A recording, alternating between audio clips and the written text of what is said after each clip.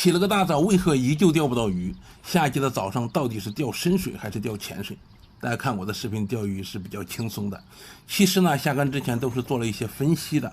那么夏季的早上到底是钓深水还是钓浅水呢？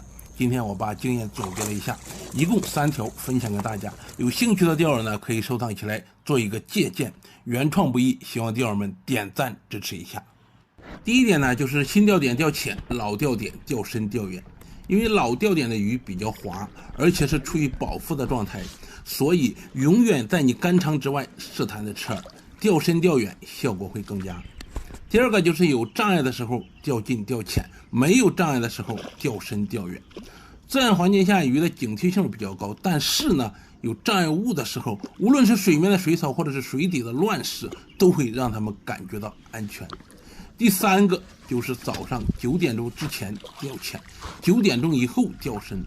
早上是比较安静的，水温的变化也不大，而且呢，浅水的水草丰富，浮游的动植物也比较多，大多数鱼类啊都在周边觅食。那么这个时候我们打窝以后，很快的就会把这个鱼诱过来。9点以后温度快速的上升，鱼会游到水温相对稳定的深水，所以夏季沉钓鲫鱼选择深水浅水，它并没有绝对的答案。根据水情鱼情灵活的应对，找到符合鲫鱼生存规律的钓点，才能渔获满满。那么到底多深为深，多浅为浅呢？个人建议啊，不是标准。